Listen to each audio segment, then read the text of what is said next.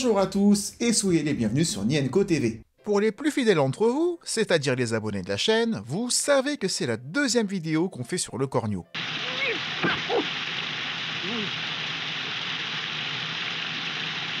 Mais comme je l'ai fait pour les fantomas ou les gendarmes, lorsque j'estime qu'une vidéo est améliorable, ou pas à la hauteur de l'enjeu, je préfère la refaire, car le corneau, c'est l'équivalent des Dents de la Mer pour moi, les Dents de la Mer de Spielberg, car il y aura un avant et un après Dents de la Mer, on en a déjà parlé, en lançant la vague des blockbusters avec des moyens XXL. Et le corneau, c'est l'équivalent pour la comédie française. Mais la voiture descend maintenant. Retenez la voiture, voyons. Retenez la voiture. Oh, mais... Car c'est bel et bien ce film qui va montrer qu'on peut faire des comédies riches au sens propre du terme, avec des moyens, de la couleur, des gags visuels, un duo d'acteurs. Retenez la voiture, je vous dis. Oh, non, dites donc. Ma parole, on veut... Avec de beaux paysages, même si ça coûte cher. Le public est devenu de plus en plus sélectif, il est appelé par des quantités de distractions diverses, il y a une désaffection certaine du cinéma, et si on n'a pas de qualité, on n'a pas de spectateurs. Donc, qu'on le veuille ou pas, il faut faire de la qualité coûte cher, bien entendu. C'est un film en couleur, cinémascope. Parce que généralement, on fait des films comiques avec très peu de moyens. Cette fois-ci, c'est un film riche. Et d'ailleurs, c'est la première fois que je tourne dans un film avec autant de moyens. Le corneau va donc défranchouillardiser nos comédies, conforter le gros coup de boost de De Funès dans sa carrière et lancer la carrière de réalisateur à plein temps de Gérard Houry, tout en donnant envie à Danielle Thompson, sa fille, de devenir scénariste, ce qu'elle fera quelques années après. Et on doit tout ça au corneau. J'ai fini, oui. C'est pas moi, patron, c'est le moteur. Donc il était temps que cette chaîne propose la vidéo la plus complète possible sur le sujet. Écriture du film, préparation du tournage, le tournage en lui-même, anecdotes que j'ai trouvées, faux raccords, vous saurez absolument tout du corneau après cette vidéo. Mais avant de commencer, sachez que cette vidéo est sponsorisée. Cette vidéo est sponsorisée par WifeFood. Si comme moi, vous n'êtes pas du matin et que le matin dans votre lit chaque minute compte, quand le réveil est particulièrement difficile, je sacrifie parfois le petit-déj et je me rattrape fort mal sur le trajet ou en arrivant au boulot, en mangeant tout ce qu'il ne faut pas. Grâce à WifeFood, qui n'est pas une alternative à un bon repas, j'insiste là-dessus, vous aurez à disposition une alternative à un mauvais repas. Vous n'avez pas le temps de sortir déjeuner car vous êtes en retard dans votre travail? Avec un WifeFood à disposition, vous avez un repas sous la main, noté A sur l'échelle Nutri-Score, et qui vous permet de ne pas avoir faim durant 3 à 5 heures. De quoi tenir jusqu'à midi, comme moi si vous avez sauté le repas du petit-déj. Et que ce soit sous la forme d'une barre de chocolat plus pratique à transporter ou bien des yaourts à boire, WifeFood s'adapte à tous vos usages, et il n'est pas nécessaire de les conserver au frais pour être consommés, vous pouvez en laisser chez vous, sur votre lieu de travail, dans votre sac, ils sont prêts à l'emploi, et ils se conservent plusieurs mois, et l'emballage est climatiquement neutre, pratique mais également très bon. Grâce à la promotion qui s'affiche, vous bénéficierez de 10% sur votre première commande pour le tester, et c'est un moyen de soutenir la chaîne tout en vous faisant plaisir, et surtout vous rendre service. Alors n'hésitez pas à essayer. En tout cas, c'est un super moyen pour ceux qui veulent soutenir la chaîne financièrement. Non seulement vous achetez quelque chose qui va vous être utile, mais en plus, ça soutient mon travail d'une pierre deux coups. On est parti pour le corneau.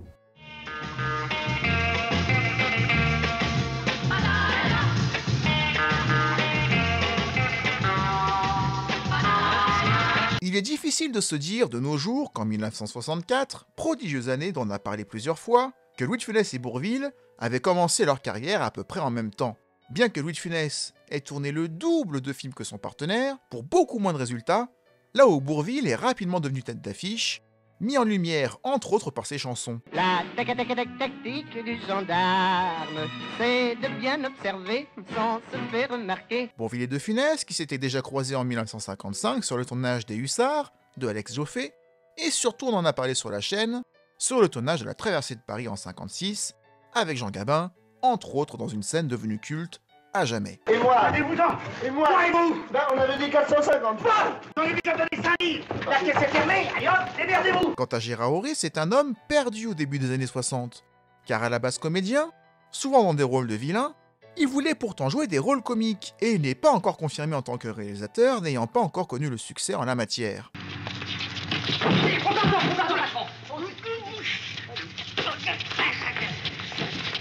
Il rencontre cependant Louis de Funès, déjà sur scène dans un premier temps, dans Thermidor. Non, pas ce Terminator là. Donc dans Thermidor, et non Terminator, de Claude Vermorel, car Terminator ce sera 20 ans plus tard. Sarah Connor? Oui. Sarah Connor, âgée de 35 ans, a été sauvagement exécutée chez elle. Mais ils se sont rencontrés également au cinéma dans Du Guesclin en 1949.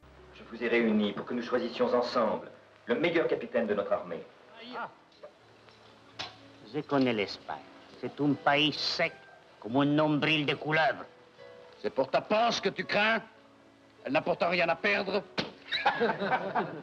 Quant à Bourvil et Gérard Houry, ils s'étaient également rencontrés bien avant le projet du Cornio, à l'époque où Houry était acteur. En jouant, vous devinez quoi?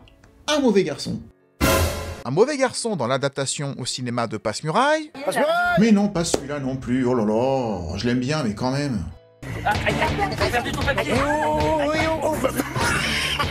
Passe-Muraille de Marcel Aimé, et non pas de Fort Boyard, dans lequel le personnage de Bourvil donnait des claques au travers d'un faux mur. Vous ne voulez toujours pas répéter? Pauvre personnage joué par Gérard Houry, acteur, situé de l'autre côté du mur, ce qui a demandé de nombreuses prises, et donc autant de claques encaissées. Ça a duré 48 heures de tournage, si vous voulez le savoir. 48 heures à se prendre des gifles. Je me demande ce qui n'allait pas, mais 48 heures, c'est long. Au bout d'un moment, ça devait ressembler à ça.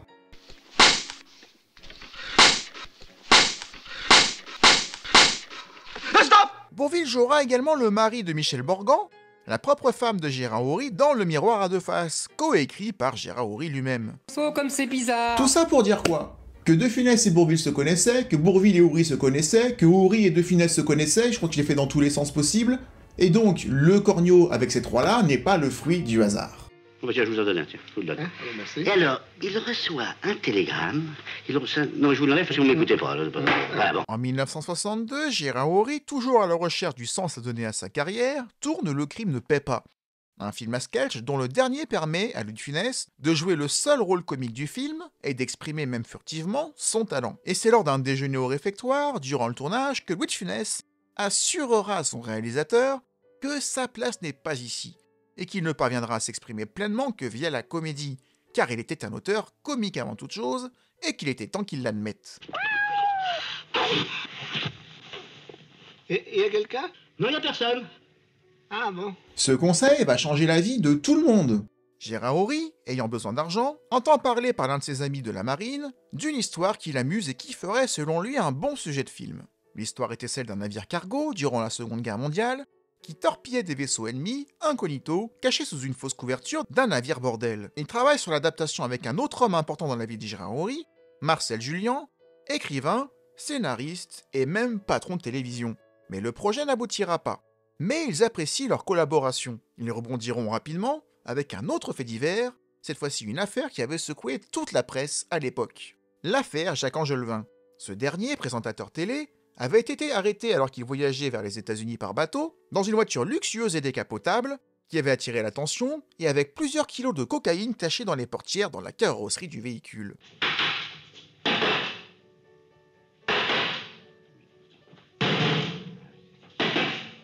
Mais ce qui intéresse Gérard Houry dans cette histoire, c'est que Jacques Angelevin dira tout ignorer de la présence de la drogue dans le véhicule. Vous le connaissez bien? Non. Je croyais le connaître. Ce qui ne l'empêchera pas, hélas pour lui, de passer par la case prison. Gérard Houry va se demander s'il n'était soit pas très malin, ou si vraiment il n'avait pas été au courant de quoi que ce soit. J'ai été inspiré par un fait réel, mais vous savez, on est très inspiré, les auteurs comiques sont très inspirés par des faits réels. Dans beaucoup de cas, des scénarios sont basés sur des faits réels. Bon, bien sûr, ils sont retravaillés, réinventés, avec des péripéties qui n'ont pas eu lieu, et quelques-unes qui ont eu lieu. Puis il y a l'apport des comédiens, des acteurs. Il choisira cette deuxième version pour son scénario qu'il va coécrire avec Marcel Julien. Nous sommes en 63 et Louis de Funès commence à monter dans des rôles plus conséquents sous la direction de Jean Giraud, par deux fois, avec Pouic Pouic, puis Faites sauter la banque. Il décide alors de tourner avec lui, en lui présentant l'idée, car c'est lui qui lui avait conseillé de se diriger vers la comédie, et lui propose un duo avec Bourvil. Pour Gérard Houry, ce serait le duo idéal, et les deux sont partants sans même avoir lu de scénario, tant ils avaient envie également de travailler l'un avec l'autre. Je suis allé trouver Louis de Funès, je lui ai raconté le thème de l'histoire du Cornio en 3 phrases. Et il a accepté tout de suite de le tourner 8 ou 9 mois plus tard, le temps d'écrire le scénario.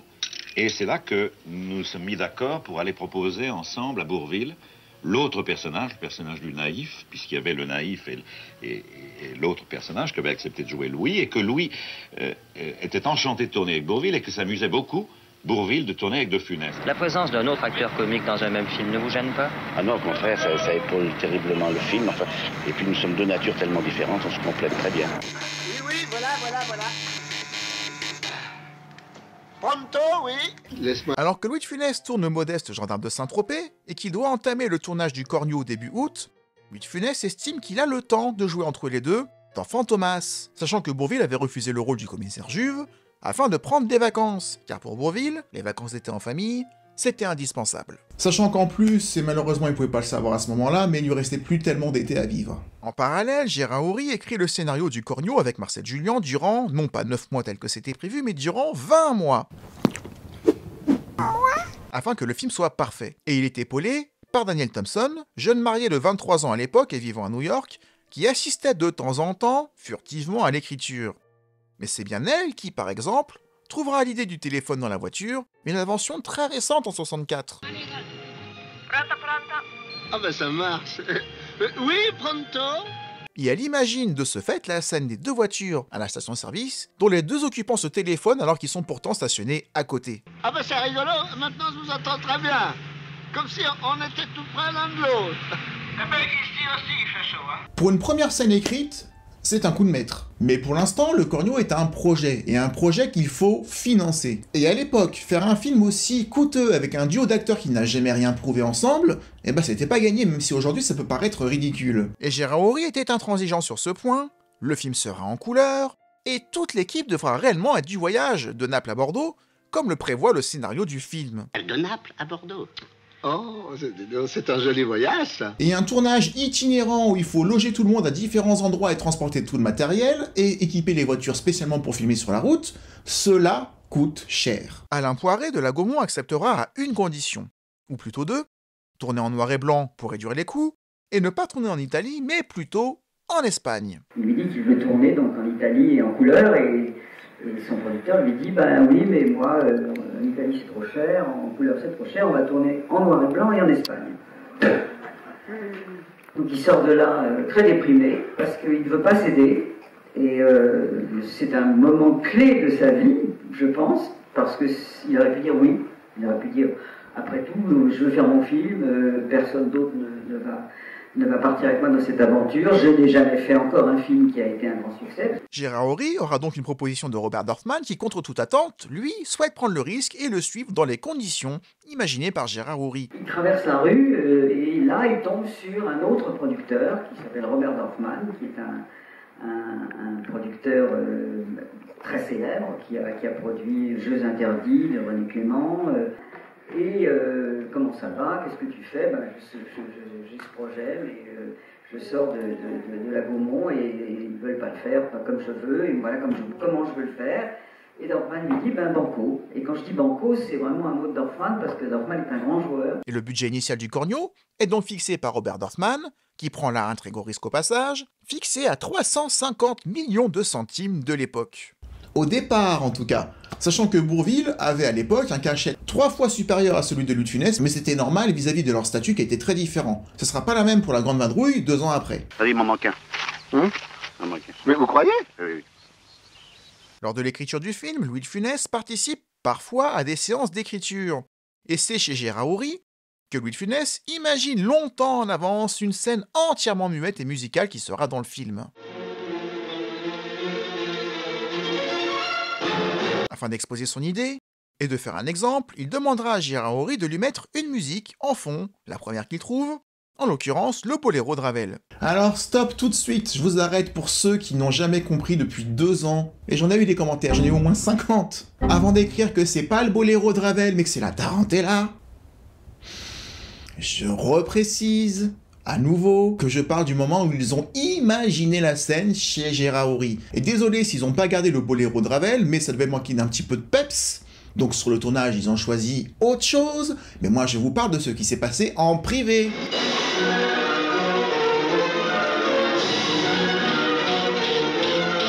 C'est bon cette fois? Je veux plus voir une personne qui va me dire « Mais c'est pas la... » Pardon. C'est peut-être moi qui suis pas assez clair, mais là en tout cas j'espère que ça l'est. Comme on l'a dit, le tournage a débuté fin août, ou même début septembre, au lieu de début août, ce qui aura des répercussions sur le tournage, la première étant d'origine climatique. Bourvil voulait absolument respecter ses vacances avec sa femme et ses enfants, c'est-à-dire qu'on l'a commencé début septembre au lieu de début août. Le résultat a été que tout d'un coup, le début, ça allait. Ça allait pour les conditions climatiques et ça a causé des retards au film, ce qui fait qu'après, je suis tombé sur des conditions climatiques déplorables. Alors déjà, on avait commencé le film trop tard, et puis je suis tombé sur des inondations au nord de Rome. On est resté empêtré dans la boue pendant je ne sais pas combien de temps.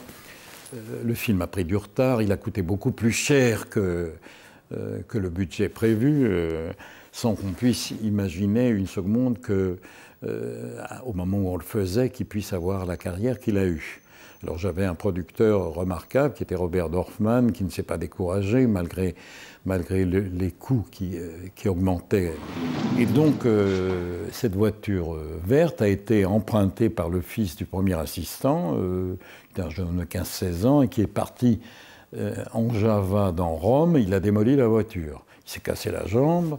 Mais ce qui était plus grave, parce que la jambe, ça se répare et ça s'est très vite réparé, c'est que la voiture a été complètement démolie. En plus, elle avait de fausses plaques, la police s'est mêlée de ça, puisque c'est une voiture de tournage. Donc il a fallu refaire de cette voiture. Aujourd'hui, on aurait pris 3 voitures identiques pour pas se prendre la tête et éviter le risque, mais à l'époque, c'était déjà hyper serré, donc qui aurait pu imaginer que la voiture se serait fait engloutir le premier jour? Outre les conséquences météo, tous les plans vont être consacrés à ceux de la Cadillac, fonctionnelle, qui par la force des choses, est conduite dans le film exclusivement par Bourvil, Louis de Funès acceptant de faire du tourisme à Rome en attendant avec sa famille. Sachant qu'il retournera à Rome 1 an après pour le deuxième Fantomas, et qu'il refera encore pas mal de tourisme. Mais ce chamboulement de calendrier inquiète Louis de Funès qui est convié, et c'était une mauvaise idée, au visionnage des rushs de la première partie de tournage. Petite précision, il fallait envoyer les pellicules pour les faire développer à Paris et attendre qu'elles reviennent développer pour visionner les rushs, donc il y avait toujours un décalage. Et comme il n'y avait que des images concernant Bourvil à 95%,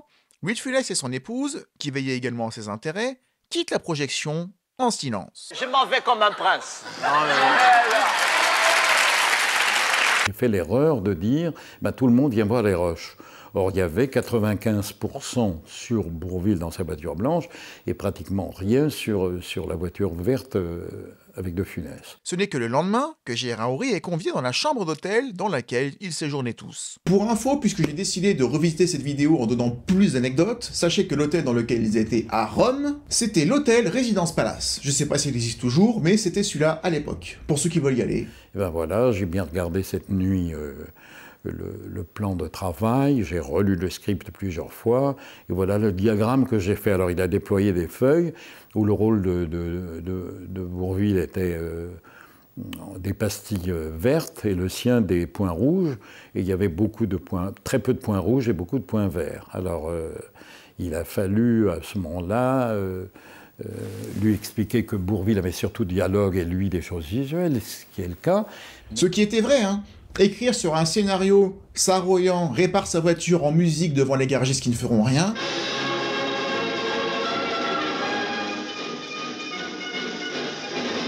Ça prend 2 lignes. Pourtant, la scène, elle est ultra mémorable et elle dure plus que 2 lignes, elle dure longtemps. Vous l'avez vu au début. Et ça, Gérard Houry va lui expliquer, mais à ce moment-là, ils n'ont pas encore tourné la scène. Je pense que Gérard Houry avait raison sur le fait que De Funès avait un jeu qui était beaucoup moins sur les dialogues, mais vu les scènes qui ont été ajoutées, surtout une, De Funès a eu raison de râler parce qu'il aura eu gain de cause. Saroyan, président directeur général, je m'en fous, moi! Je m'en fous! Louis de Funès va donc faire une grève de son jeu en attendant la solution pendant 24 heures, où il va tourner avec le minimum syndical, sans faire aucune expression, juste à suivre les consignes, sans amener sa petite patte magique. Et il reste qu'une seule scène dans le film où De Funès joue ainsi parce qu'ils l'ont pas retourné, et cette scène-là, il me semble que c'est celle-ci, je vous la montre.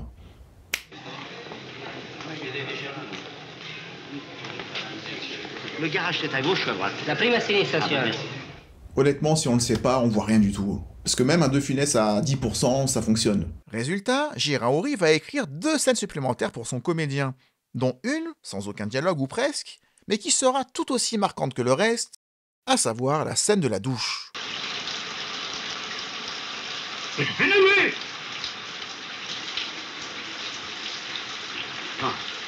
Et contrairement à ce qu'il y a écrit sur plusieurs sites qui parlent des tournages du Cornio et qui se trompent, la deuxième scène qui a été inventée pour Louis de Funès, qui a été écrite sur place pour équilibrer les deux rôles, ça n'est pas la scène du garage qui était écrite depuis le début, je l'ai assez dit comme ça, mais c'était une scène tournée avec Michel Morgan, la femme de Gérard Houry. Bonjour monsieur. Et qu'est-ce que c'est? Radio-télévision italienne. Ah bon, et alors? Vous déplairait-il, monsieur, de répondre pour nos téléspectateurs à quelques questions que la RAI et la CIT aimeraient vous poser au sujet du tourisme en Italie? Oh, ben, écoutez, je suis pressé. Mais il ne faut pas être pressé pour visiter notre beau pays. Allons, venez. Un petit sourire pour les caméras. Bah, où ça? Là, Hein? enfin, songez que 20 millions de téléspectateurs verront cette émission. Ah, oh.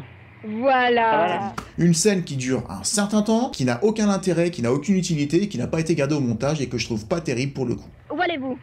Enfin, écoutez. Par quelle route? Eh ben, par celle-là. Je suis sur celle-là, je navigue sur celle-là. Ah, Ouais. J'ai rajouté une espèce de rencontre avec Michel qui était un petit peu artificielle, un petit peu bidon, où adorablement elle a joué cette scène pour moi, évidemment, sans aucune rétribution. C'est vieux? Oh, madame. Oh, madame, je vous connais. Madame... Ah, que j'ai vu 1000 fois. Attendez, à la télé, je vous ai vu deux, c'est pas ça. C'est pas Non, là, non? Ah. Cinéma. Et puis qui n'allait pas du tout dans le montage, c'était charmant, bon, etc. Mais bon, après, cette scène était plaquée et nous l'avons coupée. Je vous disais que suite au décalage du tournage lié à la fois par les vacances de Bourvil et la casse du véhicule vert, que le budget serait dépassé. De 350 millions, le budget passera à 530 millions d'anciens francs. Et là, Gérard Houry va quand même proposer des coupes, il va proposer de ne pas tourner la scène du garage qui est coûteuse, mais Robert Dorfman va prendre sur lui et va lui dire « Fais ton film, moi je m'occupe de l'argent ». Et honnêtement, il fallait avoir les... pour supporter ça. C'est fou ce que je me sens bien. Oh non! Faites attention, quoi! La seule chose que Dorfman va accepter, c'est que Gérard Houry se prive de salaire durant le tournage et qu'il sera rémunéré plutôt en fonction des recettes que le film fera. Et il a bien fait parce qu'il va toucher un sacré pactole avec 12 millions de spectateurs en salle. Non, ça fait 3 fois que vous me faites ça, non? Scusi. Bien que Bourvil et Louis de Funès ne tournent quasiment jamais ensemble dans ce film, contrairement à celui qui suivra, cela ne présente pas que des avantages. Certes, ils ne le savent pas encore qu'ils ne jouent pas sur le même tempo, à savoir que De Funès s'améliorait de prise en prise, là où Bourvil était bon d'entrée mais perdait de sa fraîcheur, ici le problème sera inverse. Louis de Funès vivra ce tournage dans la peur que Bourvil ne l'écrase, ne maîtrisant pas ce qu'ils tournent par ailleurs puisqu'ils ne le sont pas ensemble, et ayant peur de perdre cette opportunité de jouer à jeu égal avec une star telle que Bourvil. C'est ce que Jean Marais n'aimait pas chez Louis de Funès, même si Jean Marais a accepté dans Fantomas que Louis de Funès soit au-dessus du titre avec lui. C'est-à-dire que chaque film est devenu pour Louis de Funès une stratégie pour monter et pour rester là-haut. Quitte à changer la nature du film Fantomas à son avantage, ce qui, pour Jean Marais, devait être difficile, il faut le reconnaître. Sauf que ce que Jean Marais néglige ou sous-évalue, c'est que De Funès, ça fait 20 ans qu'il galère. 20 ans à y croire, à être poussé par sa femme alors qu'il ne touche sur rien, mais elle croyait à son talent. Et donc quand il est au bout de 20 ans, tu veux plus lâcher prise. Et tu as peur d'y retourner. Donc forcément, ça laisse des traces, ça laisse des marques, et je pense qu'il en est même mort, le pauvre.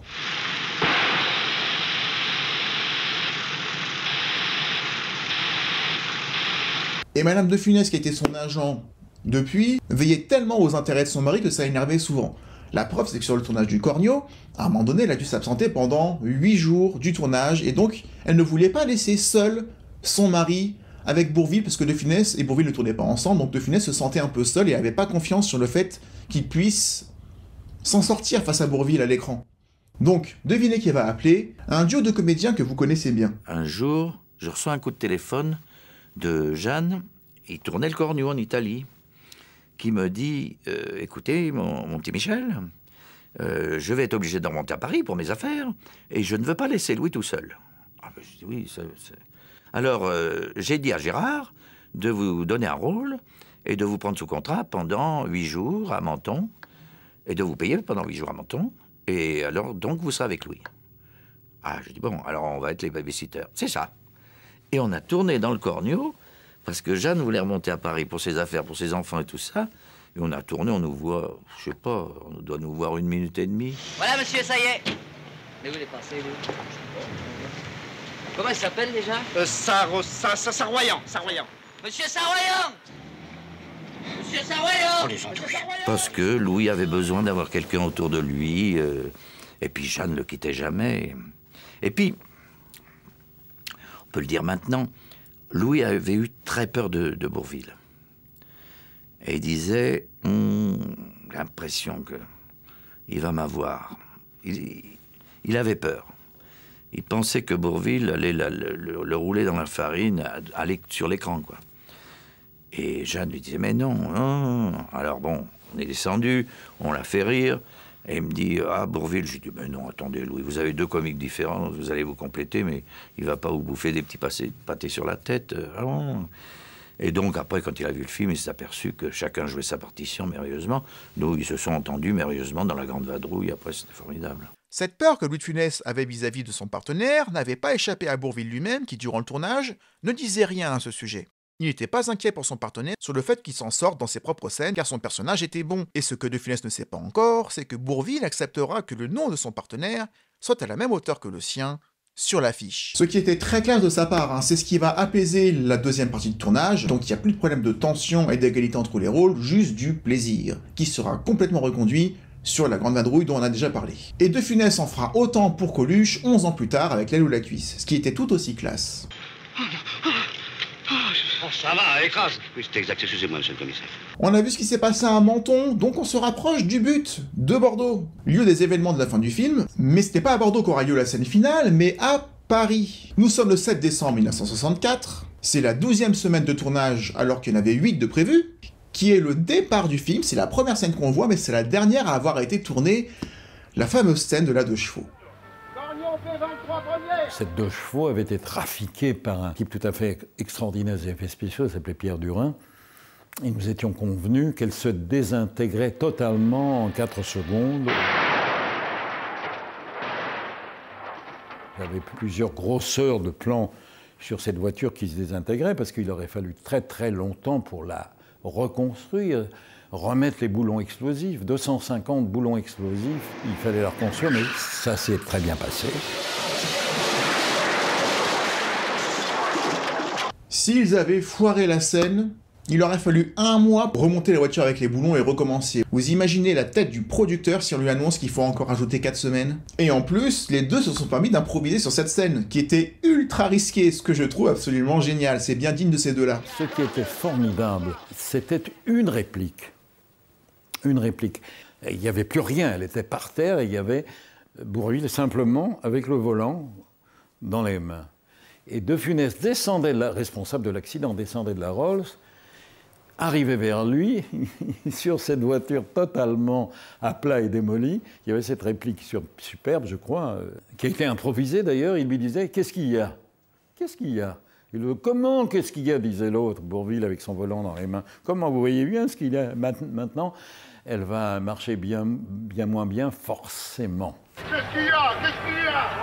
Qu'est-ce qu'il y a? Je vous oublie, qu'est-ce qu'il y a? Heureusement, les anges étaient avec ce film, et bien que tout Paris et toute la profession riait à l'idée que ce film soit un échec et que ce soit la ruine de Robert Dorfman et la fin de carrière de Gérard Horry définitive, heureusement il n'en a rien été parce que le film a été un carton. Un carton avec plus de 11 millions de spectateurs, et ce qui est dommage, c'est que la Grande Vadrouille va exploser ce record, et que le Cornio ne va pas en profiter très longtemps. Maintenant, elle va marcher beaucoup moins bien, forcément. Oh non, vraiment. Je fais.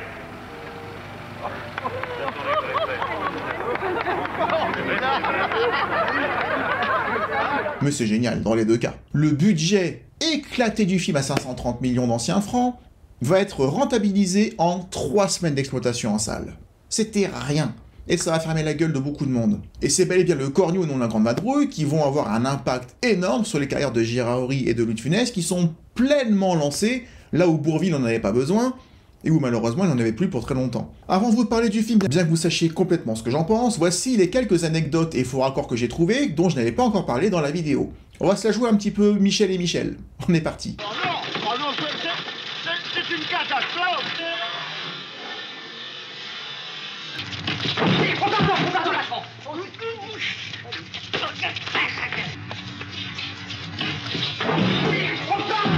Pardon, lâchement.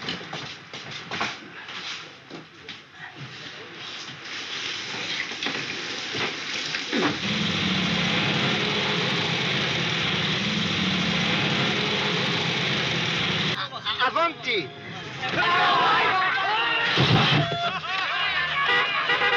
La marche arrière que fait Bourvil sur le port à Naples n'était pas du tout voulue, et la tête qu'il fait quand il voit que la voiture va en arrière et qu'elle va dans l'eau est réelle, il ne joue pas.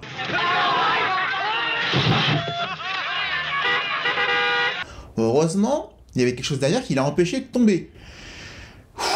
Comme quoi une scène la plus anodine peut être dangereuse au cinéma. Ça arrive les accidents. Un remake américain avait été prévu, comme d'habitude les Américains ont vu que ça commençait à fonctionner, ils ont voulu acheter les droits. Ils vont négocier avec Gérard Horry et Robert Dorfman, sauf qu'ils vont refuser. Pourquoi ? Parce que les Américains n'ont même pas regardé le film avant de proposer de l'acheter. C'est votre boulot de voir les films avant d'inviter les gens. Très bien, oui. Je vous remercie infiniment de votre accueil. Merci beaucoup. Bonne soirée à vous. Bonne soirée à vous aussi.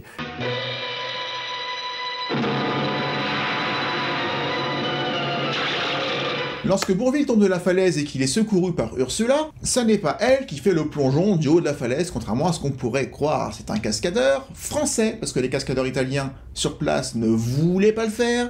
Un cascadeur français avec une perruque blonde qui s'est fait très mal en sautant, sachant qu'en plus, Gérard Horry ne lui avait pas demandé de sauter de tout là-haut, mais d'un petit peu plus bas. Sauf que comme il était en bas pour filmer, il n'a pas pu lui dire s'il le sent, qu'il le fasse.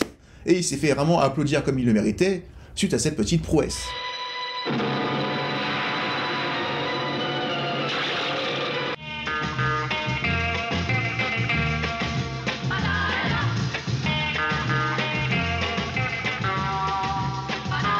Je vais être bref, car mon avis, après tout, dans les vidéos que je fais, c'est secondaire. Ce qui compte, c'est les anecdotes que je trouve et c'est le film. Mais pour ceux qui veulent savoir ce que j'en pense à nouveau, restez encore 2 minutes.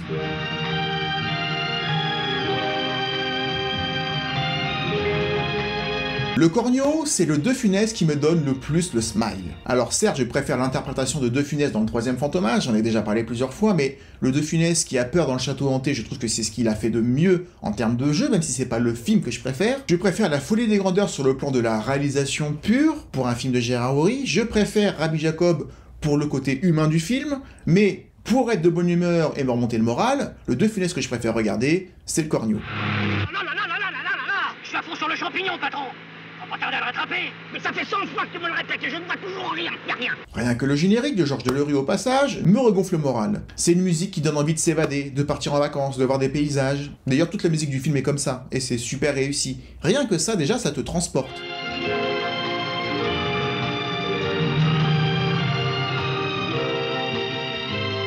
Les gags sont travaillés et ambitieux, et y a pas que le gag de la 2 chevaux. La scène de la douche, c'est culte. Toute la scène dans le parc.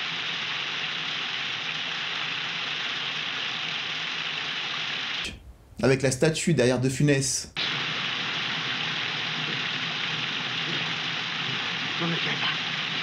C'est génial. Et d'ailleurs, c'est un des De Funès avec le petit baigneur, avec le plus de gags style cartoon.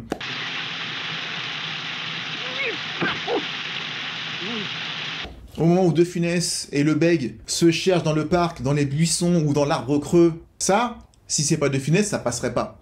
Mais je trouve ça génial.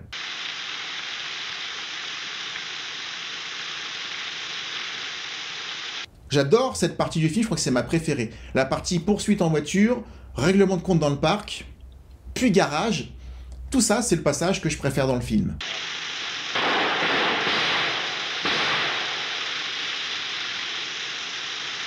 Les scènes en voiture avec De Funès et ses 2 adjoints sont très bonnes, il les maltraite, ou au camping, c'est pareil, ou à la station-service. Le nombre de scènes cultes qui fonctionnent encore aujourd'hui dans ce film, c'est assez impressionnant.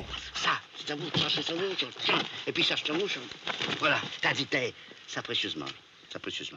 Quand De Funès suspecte qu'un de ses hommes se lâche un peu trop à l'arrière alors que c'est le bruit du moteur.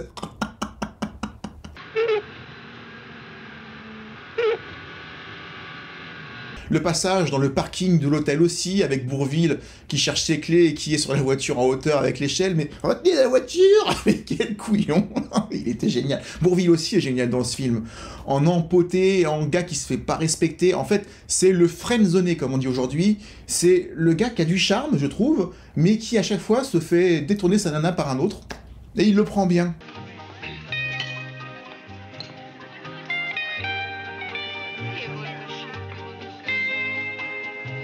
C'est triste quand même, et c'est bien souligné par la magnifique musique, encore une fois, de Georges Delerue.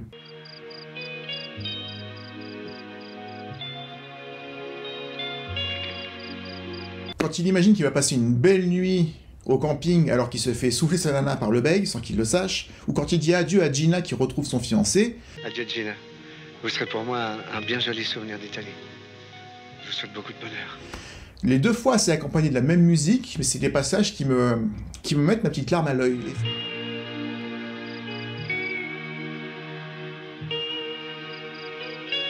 Et c'est la folie de ce duo, qui ont deux sens du comique différents, les deux savent toucher aussi, et les deux sont pas ensemble, et pourtant ça marche. Et ça, c'est une prouesse. Mein Liebe. Non, c'est Jules nicht. C'est Jules nicht. Non, mais c'est... Le seul point faible du film, pour moi, c'est son dernier quart d'heure. Mais la première heure et demie est tellement hors norme et énorme que forcément, déjà, on n'a pas envie que ça se termine, mais qu'il était difficile de donner une conclusion satisfaisante. Même si la dernière minute, en voiture, était à la hauteur de ce qu'on attendait, à savoir qu'ils s'expliquent tous les deux et qu'ils sympathisent à nouveau et qu'ils deviennent même amis, je pense. Je suis pas si con que j'en ai l'air, alors.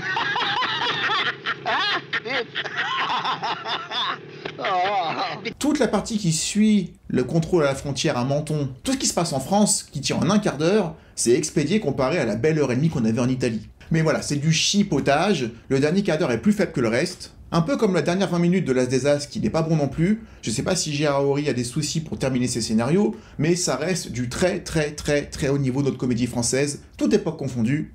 Alors là, il m'épate. Embarquez-moi ce gars-là. Moi ? C'est le film de la filmographie de Horry et de De Funès qui m'apporte le plus de soleil quand j'en ai besoin. C'est le plus chaleureux, c'est le plus positif. En résumé, c'est un excellent feel-good movie avant l'heure. Ah oui, monsieur le commissaire, je vous donne ma parole d'honneur que ce garçon n'est pour rien dans toute cette affaire. Voilà. Toi, je te conseille de rester tranquille. Et c'est tout ce que j'ai envie de vous dire sur Le Cornio, version 2.0. J'espère que cette vidéo aura fait honneur au film tel que le film le méritait. Je pense qu'elle est mieux que la vidéo que j'avais sortie il y a 2 ans. Je la laisse en ligne pour ceux qui voudraient la regarder et comparer. En tout cas, merci à vous d'avoir regardé la vidéo. Je vous rappelle, le sponsor YFood, vous trouvez le lien dans la description si vous souhaitez du coup soutenir la chaîne tout en achetant quelque chose qui va vous apporter quelque chose dans votre quotidien. N'hésitez pas. En tout cas, je vous remercie d'avoir regardé la vidéo jusqu'au bout, j'espère qu'elle vous aura plu. N'hésitez pas, s'il vous plaît, à mettre un like si vous avez apprécié le travail, à mettre un commentaire pour dire à YouTube que vous êtes passé par là, et si vous savez pas quoi dire en commentaire, voici de quoi vous inspirer. Ah bah, je suis pas si con que j'en ai l'air, alors. Et ça ira très bien. On se retrouve dans quelques jours pour une nouvelle vidéo, et d'ici là, comme je le dis à chaque fois, prenez soin de vous. Ciao.